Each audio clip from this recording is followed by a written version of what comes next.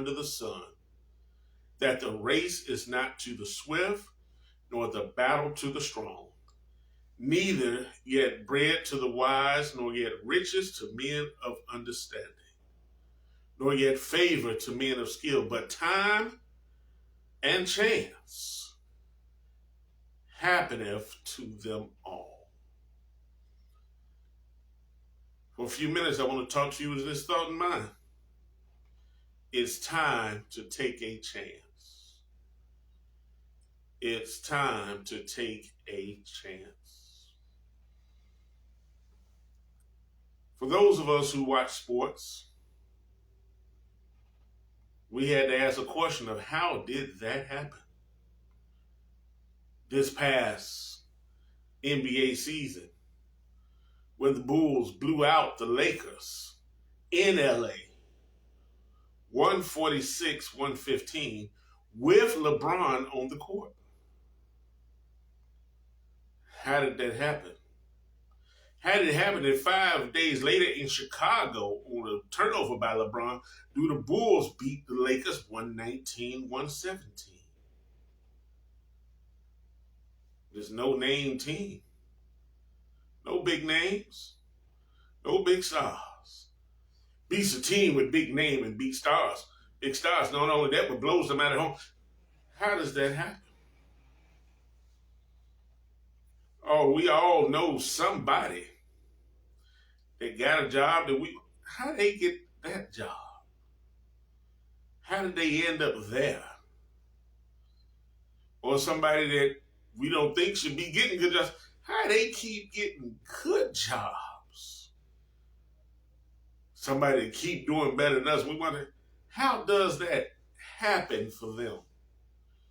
Oh, and it don't matter. People got different ways of doing stuff. We've asked that about the person on the job that gets their promotion. How does it happen? Sometimes, I'm going to be straight up. Y'all know me. Sometimes those promotions are paid. Sometimes it's played. Sometimes it's laid. Sometimes it's prayed. Somebody paid up. Somebody played up. Somebody laid up. Somebody prayed up. We don't know. But hey, we ask, how did they get that promotion? I have a friend who's a pastor in Chicago of a Baptist church on the south side of Chicago who didn't think he could get the position. Didn't think he could get the pastorate at this church. Somebody told him to put in for it, put his hat in the ring. He didn't think he was worthy of it, that he could acquire it because he didn't have the education. He didn't have the experience. He didn't have the elocution, but yet he was the one chosen over the others who did. Solomon says in our text, I returned and saw under the sun that the race is not to the swift, nor the battle to the strong, neither yet bread to the wise, nor yet riches to men of understanding, nor yet favor to men of skill, but time and chance happeneth to them all. In sports, especially football, there's a saying, any given Sunday. That term comes from when football was played just on Sunday. Now you got Monday night football, Thursday night football, depending on how the holiday falls and whatever else the NFL want to do to make money. But they say on any given Sunday, any team can win. Or any team can lose on any given Sunday. That's life. At any point in time, anything can happen. And the point of it is, we can win or we can lose at any point in time. The thing is that when we go out on the field, we give it our all. So we might think we got it in hand and find out we don't. Or we might think we can't make it. We can't beat this opponent. We can't beat this enemy. But we can. In the 3rd chapter of Ecclesiastes, Solomon is talking about time, and he says there's a time to be born and a time to die. There's a time to plant and there's a time to harvest. A time to kill and a time to heal. A time to break down, a time to build up, a time to weep, a time to laugh, a time to mourn, a time to dance, a time to cast away stones, a time to gather stones. I might preach that one day. Time to get rid of some people in your life. There's a time to bring people in. He say there's a time to embrace it, a time to remain from embracing. A time to gain, a time to lose, a time to keep, a time to get rid of, a time to sow, a time to tear. A time to keep silent, a time to speak, a time to love, a time to hate, a time for war, and a time for peace. But I came to tell somebody today that it's time to take a chance. In your study time, write this down for one day when you get to it. I know I always give out a lot of assignments. In the book of 2 Kings, the 7th chapter, we're told about 4 lepers. The Syrians had besieged the city. They had stopped the trade routes. There was nothing coming in and nothing going out. So the people were in a famine. We can't get in your fortified city? Well, we'll starve you out. Outside of these 4 lepers. See, the lepers can't come in because they're unclean. They got to stay outside the city. But they starving too. And they started talking to each other and said, well, if we take a chance to go in the city and see what's there, we know ain't nothing there. We gonna die. But if we sit right here where we at, we go die. The Syrians, we know where they camped out at. Perhaps we should go try over there. What's to happen? What's the worst that happen? They take us in and kill us and we die? Or maybe they'll feed us. These 4 lepers decided to take a chance instead of just sitting and dying or going toward death. They say, oh, well, let's take a chance to see if we live or if we die. Well, they got down to the Syrian camp just to find out there wasn't nobody there. See, in the evening, in the night, the Lord sent a noise through and they thought they heard chariots and armies coming their way. And the Syrians fled the camp and left everything behind. They went tent to tent and they found plenty of food to eat. They wasn't hungry no more. They started packing it up and stashing it. They started looking around, oh, here's some brand new clothes, some good clothes at that. They had drip. Oh, man, they had design on. Man, they had it all. They started packing it up.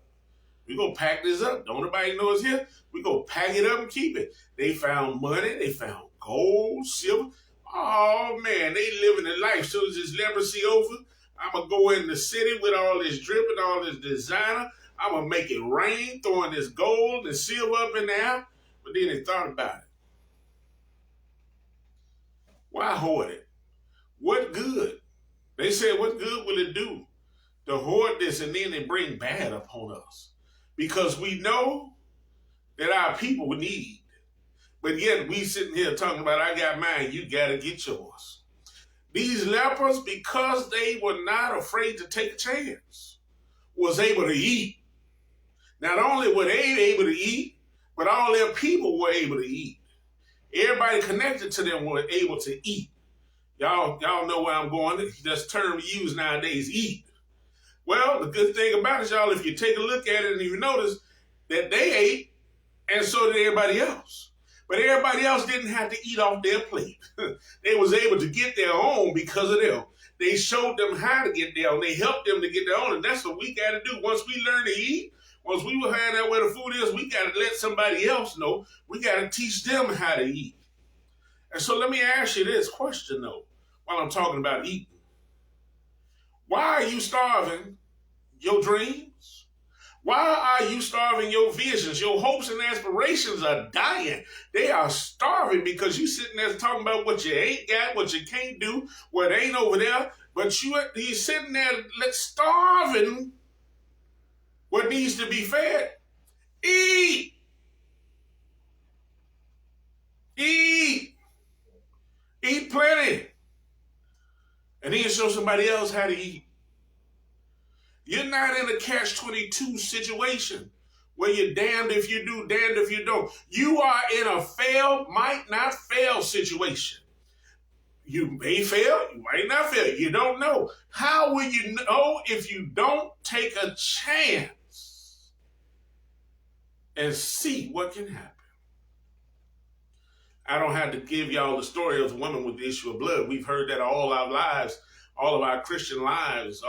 We hear it all the time in church. The woman with the issue of blood, 12 years, she's had this issue and she's been trying to get rid of it. She's been following recommendations and situations. If you don't know where it's at, Google it. New Testament. I gave you a clue. She's been following recommendations and suggestions and nothing seems to work. She's tried this and she's tried that and nothing seems to work. She's had referrals to every specialist except one. You'll catch that later. She's had referrals to every specialist except one. And nothing has stopped this bleeding that she's had for the last 12 years. But then she heard Jesus was coming to town. She heard Jesus come to town and she said, what do I have to lose? She is ceremonially unclean. She should not be in contact with other people. She has no business being around other people. She is unclean. If anybody come near, she got to let them know, unclean. She got to keep a certain distance from everybody. For 12 years? Come on, think of how we were going crazy during the pandemic with 6 feet. We couldn't make it a day. 6 feet. 6 feet. We started getting tired of this 6 feet, even though sometimes it felt good to go in the store when stores reopened, because now you ain't got certain people that don't understand private space standing right up on your back. But this woman was ceremonial unclean, but yes, she said, what do I have to lose? And she went out there and pressed her way through the crowd and touched Jesus. Ooh, she came in contact with the Lord. Immediately she was healed. Y'all read the story and find out what's happening. I'm going to read the Digest version. And Jesus eventually said to his daughter, be of good comfort. Thy faith hath made thee whole. Go in peace. Let me say to your daughter, be of good comfort. Thy faith hath made thee whole. Go in peace. Jesus blessed her and gave the benediction at the same time. Well, I got to ask you something, my brothers and sisters. Will getting make you whole? Whatever it is you're trying to get, will that make you whole? Will getting what you've been trying so hard for, what you've been trying so hard to get, make you feel complete? Well, go get it. What you got to lose? Take a chance. It's time. Peter, while I'm in that New Testament, let me tell you all about Peter. Down Matthew 14. Peter walks on the water. Jesus already tried to get away. Jesus tried to get away and be alone in the mountains, but the people showed up. So Jesus did Jesus. He did his thing. He go heal, he go preach, he go do his thing. He had church on the hillside, Sermon on the Mount. Well, he fed them too. Fish and bread, kept them people fed. Well, the disciples tired, he tired. He said, why don't y'all go ahead and get in the boat? I'll meet y'all on the other side of the sea, going across the Sea of Galilee. He said, let me go get a benediction. Y'all gonna get out of here. I'm gonna get a benediction. They go head home, and I'm gonna go get me some quiet time. Give me some alone time. That time I was trying to get. Doc, you know how it is. Every time you try to get that peaceful moment, that alone time, that's when everybody needs something from you. Well, as they were out there on the sea in this evening, night that came, wind started blowing. A windstorm came up. They getting tossed to and fro. Come on, let me give it to you this way. Let me step away from the traditional way they said. All night long, the disciples was tossing and turning. All night long, they rocked and reeled. The situation they were in was rocking and reeling, and they were tossing and turning. They couldn't get no good sleep. And then in the fourth watch of the night, it says, the fourth watch of the night. That's between 3 and 6 in the morning. It's dark outside. You can't see nothing out there on the water. There ain't no lights like it is. They ain't on no Carnival cruise. They in a boat. And here it is. They look and they see something white moving across the water. Well, most of them were scared. Thought it was a ghost. Some said, oh, it looked like the Lord. So before they start jumping out scared of this ghost, Peter said, Master, if it's you, bid me to come on the water. That's what the Bible says. Now, let me give it to you in the way I was giving it. Let's go back to the way I was giving it. Peter was in this situation where he was afraid of what might happen. He was afraid he might lose his life. All of them were afraid of that they might lose their life, and now they see a spirit coming on the water. Is this spirit coming to bear us home? What's the deal here? And Peter said, Master, Lord and Savior, if it's your will, get me up out of this situation. The old folks say, I know you can. I'm just asking, please, sir, if you will. Well, y'all, you know how it went. Peter walked on water. Peter did something he had never done before because he took a chance and stepped out into the unknown. Peter couldn't see that water. He knew it was dark. He don't know if it's rocks there. What? Peter just know the Lord is there. And I got somewhere I want to be. Lord, make this thing happen for me. I'm going to try it, but Lord, I need you to make it happen. It's impossible for me to do on my own. So, Lord, I'm counting on you to make, come on, somebody walk with me, talk with me this morning. Peter did something he didn't think he was able to do because he took a chance and stepped out into the unknown, counting on the Lord to bear him up. It's time for you to step out of your comfort zone. It's time for you to step out of your situation. It's time for you to step out from among those who are afraid to do what it is that you're not afraid to do. It's time to get out away from those who dare not make a move and make your move. It's time for you to step out on faith.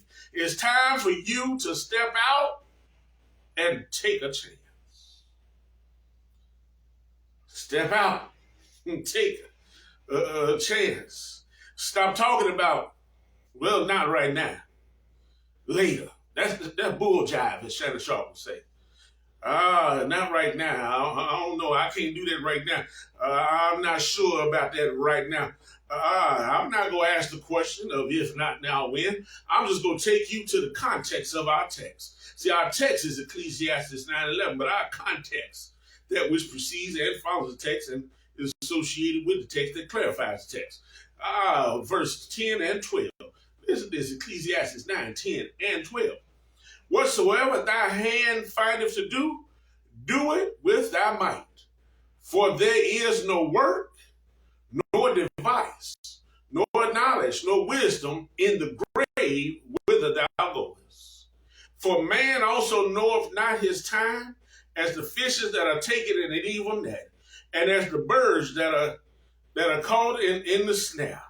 So are the sons of men snared in an evil time when it falleth suddenly upon them. In other words, Solomon is saying, you better go ahead and take that chance because you might not have it again. You might be dead and gone, and once you're gone, you can't even try at it. You can't do nothing about it. Come on, y'all. Y'all remember that old song, I believe I'll testify while I have a chance, for I may not have this chance anymore. I believe I'll sing my song, for I may not have this chance anymore. I believe I'll wave my hand, for I may not have this chance anymore. I believe I'll clap my hands, for I may not have this chance anymore. I believe I'll praise the Lord, for I may not have this chance anymore. Somebody is more than need to say, I believe I'll take a chance because I might not have this chance anymore. My brothers and sisters, tomorrow is not promised. So I must ask, will you die trying or will you die sitting on your aspirations? My brothers and sisters, tomorrow is not promised. So I must inquire of you, will you die having not tried at all, or will you die knowing that you gave it your all? Oh, my brothers and sisters, tomorrow is not promised. And I just got to know, will you die having navigated the sea of life in fear, or will you die having navigated the sea of life on faith? I came to tell somebody on my way to heaven. Yeah, I'm on my way to heaven, and I'm so glad. I just had to get that out real quick, y'all. I stopped by on my way to heaven, y'all, to tell somebody it's time to take a chance. Now, y'all know I usually leave y'all with a song, but I ain't got a song to leave you with this morning. I'm going to leave you with a little story about a boy. We go, for the sake of argument, call him Johnny. Well, little Johnny, about 8 years old, 7, 8 years old, well, he decides, well, he heard that they were starting a band in school. Little Johnny wants to join the band. Little Johnny goes out of school and tells the band director he wants to join the band. He said, can you play any instrument? He said, I can play the drum. He said, yeah, do your parents know that you're here because it's after school? Little Johnny says, no, I didn't tell them, but I heard the announcement, and I want to be in the band. He said, well, go home and tell your parents about it, and you come back tomorrow. Well, little Johnny went home, told his mama about it. Mama said, okay. So tomorrow he shows up at band practice. Tells the band director that he wants to be in the band. Well, little Johnny wanted to play the drum. He said, I can play the drum. Band director put a book in front of him, gave him some drumsticks, gave him a snare drum, and little Johnny beat that drum. Notice I said he beat the drum. He didn't play the drum, he beat the drum. Oh, the band teacher said, oh, Lord. You know, you can tell he had in mind like, oh, Lord, this boy can't play. So the band director says, okay, here, play this. He said, oh, I can't, I don't know how to read music, sir. He said, well, give me a roll. Little Johnny just looked at him. He said, you know how to do a roll? He said, I'm not sure what that is, sir. Well, he showed him what a roll was, and little Johnny beat that drum. Ba, ba, ba, ba, ba, ba, ba, ba, ba. He said, well, try this. Give me a double stroke. Right, right, left, right, left. Yeah. Little Johnny said, pump, pump, pump, pump, pump, pump, pump. Boy, little Johnny was beating that drum. He just couldn't play that drum for nothing. Well, the band director was going to give little Johnny, he don't know Johnny taking a chance, so he gave him a chance. He gave him some cymbals. Here, I'm going to just have you play the cymbals. Oh, just all you got to do is clap them cymbals when they tell him to. Well, little Johnny couldn't even get that. Yeah, little Johnny was kind of off rhythm on the cymbal. The band director noticed that, so, well, he messing up the band because, you know, he off rhythm, they off beat, all that. So he decided to give him a trumpet. He put a trumpet, came to a point, he put a trumpet in little Johnny's hand. Well, when little Johnny tried to blow that trumpet, all he heard was, that's all he could hear was wind. Not a single note ever came through there, but little Johnny cheeks puffing, he turned the colors, not a sound coming out. The band director kept trying until they found a horn for him, a baritone horn. Yeah, he needed some bass in there. I guess that he gave him the baritone horn, and Johnny was able to make a sound. So now he started teaching little Johnny how to play it and taking time with him and taking his time with little Johnny started playing that baritone horn. Well, over time, you know, as Johnny grew older in the band, and he noticed that Johnny had some rhythmic problems and really couldn't dance. And when the band, you know, he could march. But when he go to do dance moves, boy, Johnny 2 left feet, he get to tripping himself and messing other folks up in the line. So I believe he figured, well, I need to find a way where little Johnny could stay in the band. Johnny could keep playing in the band, but Johnny can stop messing up my formation, tripping over his own 2 feet. Well, he tried Johnny out as drum major. He let him sit under somebody and learn from them, and then Johnny became drum major himself one day. I come to tell somebody that Johnny never would have became drum major if he never took a chance and got in the band when he wanted to do something, but he knew he couldn't do, but he at least wanted to take a chance and try. Well, y'all, little Johnny ended up graduating grammar school, going off on to high school. But little Johnny, because he had to learn something from his band director, he started coming back and helping out after school sometime. He helped the band director direct the band and teach music to the others, because during this time when from between 2nd grade and 8th grade, see, the band director took some special time with Johnny, and he allowed him to take instruments home here and there and learn on his own. And once he started grasping it, the band director took a little more time to teach him. And what he learned, he started teaching others. Little Johnny has some nieces and nephews. He's big Johnny now. He taught his nieces and nephews how to play music. Johnny didn't really get into music like he could have. Johnny didn't follow the musical pathway like he could have, but he kept teaching people that he came in contact with how to play music. He taught songs in church. He taught people how to play. He taught them how to direct. He taught them how to sing. He kept teaching and passing on what it was that had been given to him. Well, Johnny got a little bit old and he grown, Johnny, and he had children. And he go teach his children how to play. He go keep that gift going on and on and on.